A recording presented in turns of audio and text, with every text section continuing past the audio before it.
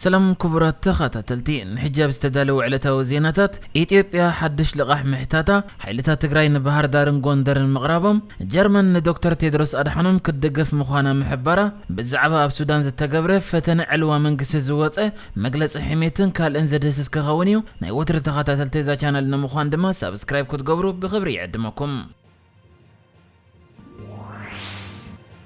ኢትዮጵያ ምስትነ ዝተፈላልያ ሃገራት ዓለም ገንዘብ ዘለቀህ ዓለም ለኻው ሳንዱቅ ገንዘብ ወይ ድማ IMF ተባሂሉ ዝጽዋዕ ኣለቃሕ ኣካል ሓድሽ ውዕል ክትገብር ከም ዝሓተተት ተገሊጹ እዚ ሕተና ኢትዮጵያ ኸ ፈረንሳን ቻይናን ዝመርሕኦ ናይ ዝበዝሓ ኣለቃሕ ዝህባ ሃገራት ምትእኻብ ኢትዮጵያ ንዘለዋ ናይ ወጻኢ ከሳብ $30 ቢልዮን ዝበጽሕ ልቃሕ ዝፈኸሰሉ መንገዲ ኣኼባ ድሕሪ ምክያዱ ስዒቡ ዘሎ ኮይኑ ውጽኢት ናይቲ ኣኼባ ኸ እቲ ኣለቃሕ ዝኾነ IMF ምስ ኢትዮጵያ እንታይ ዓይነት ርክብ ክገብር ክውስን ክሕግዞ ከም ዝኽእል ይዝሕበር ዘሎ نزا ملكيتو منستر فاينانس إثيوبيا إيوب نمعكنا زينا بزهابو مبري إثيوبيا عالم لخاو صندوق جنزب حدش نيوعل لقح مقربات كجبر الله كم زحاتتت إثيوبيا إذا حجي كتلق حتى الزلا جنزب متى كأتات الدرو ودي قزل عدا كخون تقولو كم زلو وتزاريبو كم ذكر عالم لخاو صندوق جنزب أب عمتك اللي تشحن 10 شعة ورا 10 غلطة إثيوبيا كل تنت بتشعة $1 بليون زبصح لقح كهبا وسيون زنبر خوينو تمالي بزعبا مس إثيوبيا كجبر زغل حدش لقح نايمهاب مدبا ملكيتو حتى بزقرب له IMF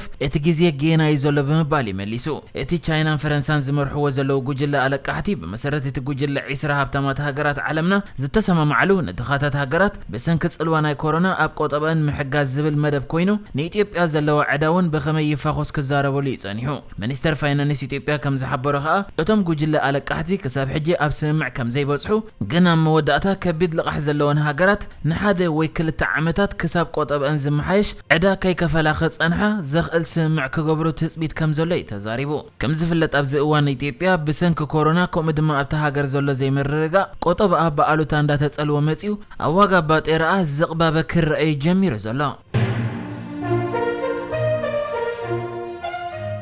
اب كل امحرا منغو حيلتات امحران سراويت فدرالن حيلتات تግራይን ዝግበር ዘሎ ኩናት ገና ይቅጽላሉ ዝብል ዜናታት ይወጻሉ ኣብ ዘሎ ግዜ حيلتات ትግራይ ነቲ ካብ ጎንደር ናብ ባህር ዳር ዝወስድ ቀንዲ ጽርግያ ንመቆጻር ኣብ ሓጺር ርሕቀት በጺሖም ከም ዘለው ተገሊጹ ኣብዚ እዋን حيلتات ትግራይ ንግዋዳ እብናት ሲባክዋን ዝበሃላ ዓድታት ከባቢታትን ኣብ ትሕቲ ቁጽሪ የእትዮም ዘለው ኮይኖም ካብታ ኣብ መስመር ጎንደር ባህር ዳር ትርከብ ኣዲስ ዘመን እትበሃል ከተማ ድማ ኣብ ኣመና ሓጺር ርሕቀት ከም ዘለው ተረጋጊጹሎ ነዚ ዘረጋግጽ دما بجكاتي بمنقدي وتهدروان منجتات تزرقح زل حبريتا بمنقدي منقستاويت معكن زينا إثيوبياون حيلتا تقراي أب كوابيتات إزي كاب غوندرنا بحر دا زوسد منقدي بس يحم كم زلو زرقا قص مقلس إواتي لا أتي مقلس خانا حيلتا تقراي بمفراس بينتو زخصص كوينو منقستاو معكن زينا إثيوبيا خا حيلتا تقراي نتنا أدي الزمن مس ابناتن أم دورك أنزر راغب بينتو أفري سوم مكبلي خاسيسو ولا كوان نزم مفراس نايزي بينتو بزملكت بوغان حيلتا تقراي زوات أزخونا مقلس انتزي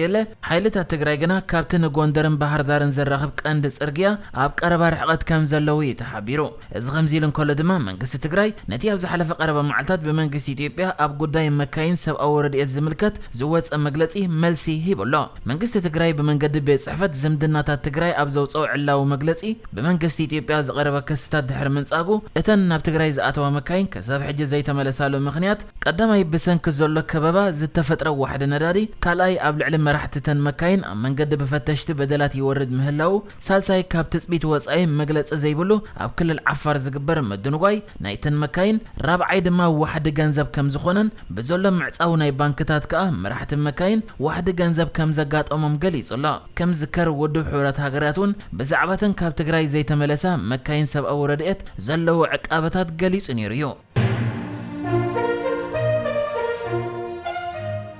دايركتور ودب طعنا علم دكتور تيدروس أدحانم دقي من زغوص 4 عامتات نتتكال كمرح جرمان كم زدقفتو تقليصو منستر طعنا جرمان جانس سابهان هاقورون ممراز دكتور تيدروس أدحانم زلو الدقاف بمقلاص كالوت هاقراتون كتس انبر أحاتيتو معزوت هاقرات نتيدروس نخحاتيان نعدم كبلون نمع كان زينا رويتر ساب زهابوك آل تزاري بلو دكتور تيدروس أدحانم كابتن ودب طعنا علم زل على جنزب زهبا هاقرات حانت زخون الجرمان دقاف مركابو داقماينا يمراز عدلو حاف كم زبلا يقمت دكتور تيدروس أدحانم ولاهم بوقعه نكال أي جزء كم زواده در انت زي قالته أبز حلف سومن رويترز دكتور تيدروس اتتكال نمرح بزي تقاومه حصي كوينو كم زقربه نتقو داي بقربه كاب زكاتاتو لمنشتات سامع كبل صبصي ونيرو መንግስት ጀርመን ዶክተር ቴድሮስ አድሓኖም ንካልኣይ ግዜ ንኽምረጽ ዘለዎ ደገፍ እኳ እንተረኣየ ኣብ ቀዳማይ እብረ ክምረጽ እንከሎ ወኪላ ኣብ ዘቕረበቶ ኢትዮጵያ ግን ተቃውሞታት ክገጥሞ ጸኒሑ። ሓለቓ ስታፍ ሰራዊት ፌደራል ኢትዮጵያ ዝኾነ ጀነራል ብርሃኑ ጁላ ኣብ ሓደ እዋን ንዶክተር ቴድሮስ ምስ ሕወሓት የተሓባበር ኣሎ ኢሉ ድሕሪ ምኽሳስ ድሕሪ ምጅማር ኩናት ትግራይ ከዓ ዶክተር ቴድሮስ አድሓኖም ኣብ ዓለም ዘለዎ ናይ ልኡኽ ዕድላት ተጠቂሙ ንሕወሓት ንምሕጋዝ ጻዕሪ ይገብር ኣሎ ክብል ይከሲስዎ ነይሩ። ይኹን እምበር ዶክተር ቴድሮስ አድሓኖም እቲ ኣብ ትግራይ ዘሎ ኩናት ከምዛ ተሓሳስቦ ተዛሪቡ ኣብ መዛም 2020 ኣብ ዘስምዖ ዘረባ ከዓ ኮቪድ ከይኣኽለኒ ሕጂ ድማ ብውልቀይ ዝጸልወኒ ሕማም ኣሎ ኩነታት ሃገረይ ከዓ የጨንቐኒ ምባሉ ይዝከር። ኣባል ውድብ ሕብረት ሃገራት ዝኾነ ሃገራት ክሳብ ጽባሕ 23 መስከረም 2021 ሕጽያተን ናብ ቦርድ ፈጻሚ ስራሕ ውድብ ጥዕና ዓለም ከቕርባየን። ድሕሪኡ እቲ ቦርድ ካብ ዝቐረበሉ ሕጽያት ዝሓረዮም 5 ውልቀ ሰባት 3 ንምምራጽ ምስ ኣቕረቦም ውድድር ምስ ተኻየደ ኣብ ወርሒ ግንቦት 2022 እቲ ትካል ዝመርሕ ውልቀ ሰብ ብወግዒ ክፍለጥ እዩ። ምክትል ፕሬዝደንት ልኡላዊ ቤት ምኽሪ ሱዳንን ሓደ ካብ ላዕለዎት ወተሃደራውያን ኣዘዝትን ዝኾነ ጀነራል ጠንቂ ናይቲ ብሶሉስ ዝተኻየደ ፈተነ ዕልዋ ፖለቲከኛታት እዮም ክብል ተዛሪቡ። ቀንዲ ጠንቂ ዕልዋታት ፖለቲከኛታት እዮም። ምክንያቱ ንተራ ዜጋታት ሸለል ስለ ዝብሉ ዘገድሶም ኣብ ስልጣን ንምጽናሕ ዝግበር ቃልሲ እዩ ክብል እቲ ሕሜት ትብል ዝብል ሽም ዝፍለጥ ጀነራል መሐመድ ሐምዳን ዶግሎ ከም ዝተዛረበ መንግስታዊ ማዕከን ዜናይ ሱዳን ገሊጹ። ሚኒስተር ጉዳያት ወጻኢ ሱዳን ዝኾነት ማርያም ሳዲቅ አልማህዲ ንቢቢሲ ኣብ ዝሃበቶ ሓበሬታ ሰራዊት ሱዳን ነቲ ብታሕተወት መኮንናት ዝተፈተነ ዕልዋ መንግስቲ ከም ዘበርዓኖን እዚ ድማ ንመሰጋገሪ መንግስቲ ዘለዎም ምእዙዝነት ዘርኢ ክትብል ገሊጻላ። እቶም ነቲ ወተሃደራዊ ዕልዋ ዝወደቡ መኮንናት ንመደበር ዜና መንግስቲ ብምቁጽጻር ብወተሃደራዊ ሙዚቃ ዝተሰነየ መግለጺ ክህቡ ከም ዝፈተኑውን እታ ሚኒስተር ጠቒሳላ። ጀነራል መሐመድ ሐምዳን ዶግሎ ሓደ ካብቶም ምስ ፕሬዝደንት ነበር ዑመር አልበሺር ጥቡቕ ዝምድና ዝነበሮም መኮንናት ኮይኑ ኣዛዚ ናይቲ ብተወርዋሪ ሓይሊ ዝፍለጥ ምልሻ እዩ። እቶም ንሱ ዝመርሖም ሓይልታት ከዓ ኣብ ዞባ ዶርፉር ገፍዕታት ፈጺሞም ተባሂሎም እውን ይኽሰሱ እዮም። ዑመር አልበሺር ድሕሪ ምእላዩ ሓይልታቱ ሓያሎ ፈተነታት ዕልዋ ከም ዘበርዓኑ እቲ ጀነራል ተዛሪቡሎ። መንግስቲ ሱዳን ነቲ ትማሊ ሶሉስ ዝፈሸለ ፈተነ ዕልዋ መንግስቲ ምስ ፕሬዝደንት ነበር ዑመር አልበሺር ምትእሳር ኣለዎም ዝበሎም ናይ ጸልማት ሓይልታት ዝወጠንዎም ምዃኑ እውን ከሲሱሎ።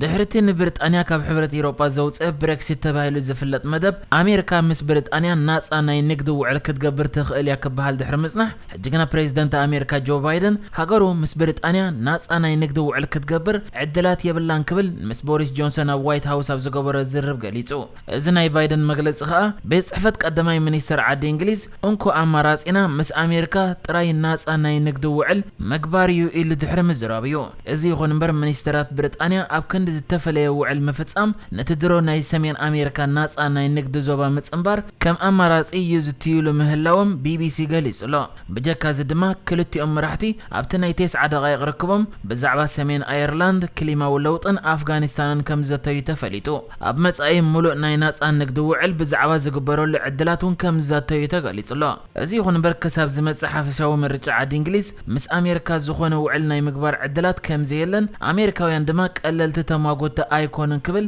ቀዳማይ ሚኒስተር ብሪጣንያ ቦሪስ ጆንሰን ገሊጹሎ። ንሕጂ ዝተዳለወ ዜናታት እዚ ነይሩ። ብካልእ ክሳብ ንራኸብ ሰላም ንዓኹም።